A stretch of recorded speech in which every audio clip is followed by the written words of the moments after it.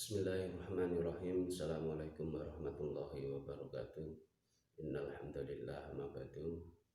Baik teman-teman, untuk perkuliahan kali ini kita akan membahas tentang metodologi studi Islam, karena ini perkuliahan awal ya. Yang kedua, di sini kita akan membahas tentang apa itu metodologi studi Islam, apa yang dikaji atau objek kajiannya, dan kenapa kita harus mempelajari metodologi studi Islam. Baik, yang pertama, apa itu metodologi studi Islam? Metodologi studi Islam juga sering disebut sebagai dirosah al-Islamiyah, juga sering disebut sebagai Islamic Studies, yang mana mempunyai arti sebuah kajian yang mendalam, yang memakai beberapa metode ilmiah atau memakai beberapa metode, beberapa pendekatan dalam kajian-kajian keislaman. Dari apa yang dikaji dari Islam? Yang pertama, ada istilah Islam normatif. Apa itu Islam normatif? Yaitu Islam sebagai wahyu. Maknanya apa? Maka di dalam MSI atau metodologi studi Islam, itu yang dikaji adalah wahyunya, Islam sebagai wahyu atau wahyunya itu sendiri atau sumbernya. Yang kedua adalah Islam historis. Apa itu Islam historis? Yaitu Islam yang difahami atau Islam yang dipraktekkan. Maka di sini kajian metodologi studi Islam, objeknya adalah ajaran-ajarannya maupun sejarah ataupun praktek-praktek keagamaannya.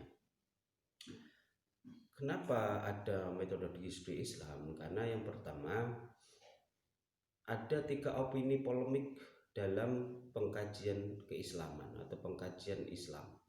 Yang pertama, ada kelompok wacana ilmiah filosofis akademis, yaitu kelompok yang mana mengkaji Islam itu mengikuti dan mengambil metodologi dan epistemologi ilmiah yang mana itu bersumber dari barat.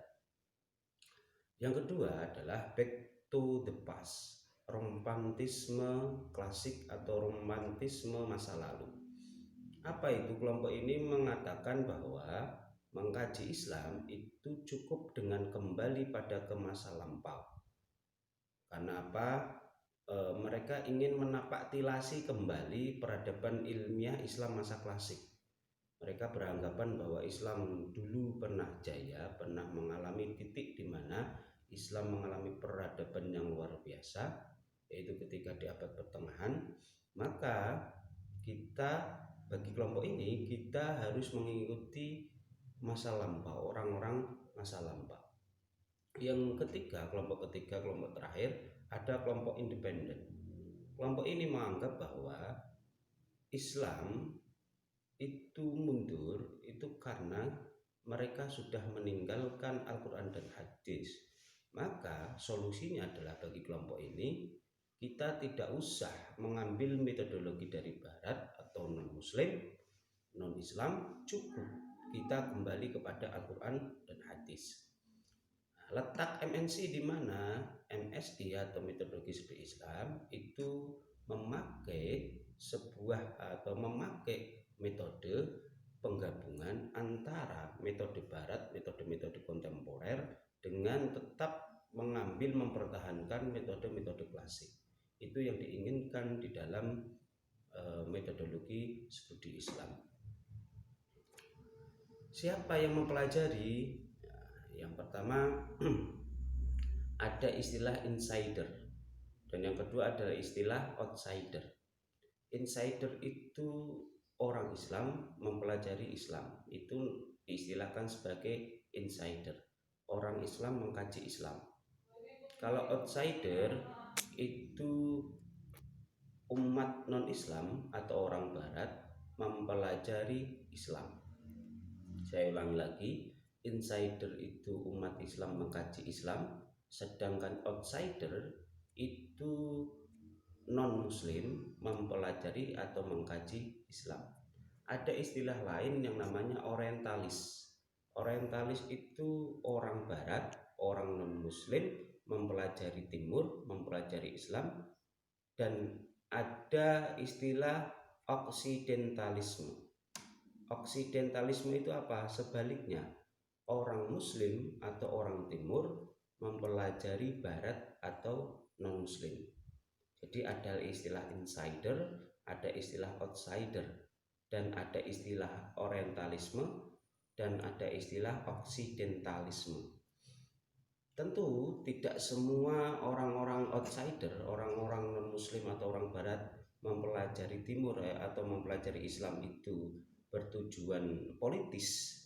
Maksudnya ada tujuan-tujuan tertentu yang dirasa itu merugikan Islam, tapi juga banyak orang-orang timur barat yang mempelajari Islam dengan tujuan murni tentang keilmuan. Ada beberapa tokoh yang sudah menulis tentang Islam di sini. Ada satu tokoh outsider namanya John L. Esposito. Dia menulis buku Masa Depan Islam. Isinya itu tentang pembelaan dia kepada Islam yang dirasa dianggap sebagai Islam itu orang-orang teroris atau umat teroris yang suka kekerasan dan lain sebagainya. Di dalam buku ini John L. Esposito mencoba untuk membela umat Islam bahwa umat Islam tidak seperti itu. Ini nanti bisa diakses, bisa dicari ya bukunya. Dan ada beberapa lagi, ini ada Hefner ya, dia mencoba menulis tentang Making Modern Muslim, tentang politik dan pendidikan di Asia Tenggara. Bisa teman-teman akses. Dan ada beberapa tulisan-tulisan lain di dalam ini buku editor Richard Martin. Ini kalau teman-teman mau mencoba melihat sebuah penelitian ilmiah tentang kajian-kajian keislaman, bisa cari buku pendekatan terhadap Islam dalam studi agama. Ini juga penulisnya dari outsider, sangat banyak, dan kita bisa lihat apakah mereka itu mempunyai motif politis atau tidak. Tentu dari buku ini saya rasa mereka-mereka dari outsider yang mengkaji tentang keislaman itu murni dengan tujuan, dengan niatan sebagai ilmu pengetahuan. Ada lagi tokoh yang terkenal, namanya itu Karen Armstrong. Dia salah satu bukunya itu tentang Muhammad, tentang sejarah Muhammad. Itu sangat luar biasa juga. Teman-teman bisa mencari bukunya itu. Kenapa kita harus mempelajari metodologi studi Islam? Tentu yang pertama sebagai konsekuensi kita sebagai umat Islam. Karena perintah pertama yang turun dari Allah Subhanahu wa Ta'ala itu Iqra. Apa itu Iqra? Kalau kita maknai secara letterlik, tentu bacalah. Tapi kita maknai secara bebas, maka kita itu dituntut untuk belajar, membaca. Tentu di sini membaca itu mengkaji, itu membaca tidak hanya membaca teks, tapi juga membaca fenomena-fenomena sosial dan fenomena-fenomena alam.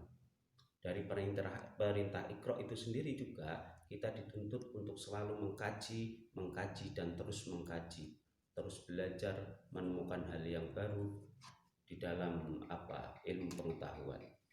Yang kedua, fakta sosialnya bahwa agama Islam itu sering dipahami sebagai sebatas legalistik formal.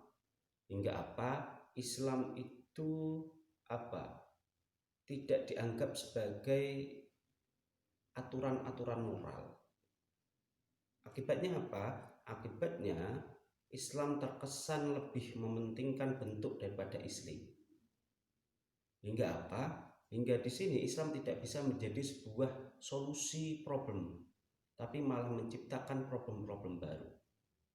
Ya, karena cuma sebatas legal formal saja, legalistik formal, maka Islam tidak bisa menjadi problem solving, pemecah permasalahan. Pemecah permasalahan dari apa? Yang membebaskan umat dari kebodohan, kemiskinan, keterbelakangan, hingga malah Islam itu sendiri menempati posisi yang marginal. Nah, itu terjadi karena apa? Islam dipahami sebatas legalistik formal saja. Nah, tentu di MNC ini menginginkan bahwa Islam itu jangan sampai menjadi sumber masalah, tapi harus menjadi sumber pemecah masalah itu sendiri.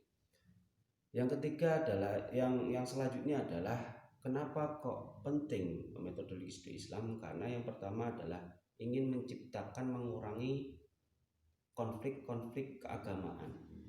Karena tentu di umat Islam, karena itu tadi Islam di awal itu dipahami sebagai legalistik formal, maka akibatnya adalah banyak terjadi intoleransi, entah itu antar agama ataupun antar ormas agama itu sendiri. Selanjutnya kenapa penting? Karena di umat Islam itu sendiri terjadi takdis al-afkar ad-diniyah. Apa itu? Pensakralan pemikiran-pemikiran keagamaan, hingga menjadikan kejumutan, tidak ada pembaharuan pemikiran. Yang diharapkan di dalam MNC ini nanti ada sebuah pembaharuan pemikiran, yang mana dari pembaharuan pemikiran ini Islam bisa menjawab tantangan-tantangan zaman. Hingga apa? Hingga nanti Islam sebagai soleh likuli zaman wal makan, yaitu harus selalu soleh, selalu baik di setiap zaman dan makan, di setiap zaman atau waktu dan tempat. Maka di situ sifat Islam ini akan muncul, akan selalu ada, dan puncaknya adalah Islam sebagai rahmatan lil alamin.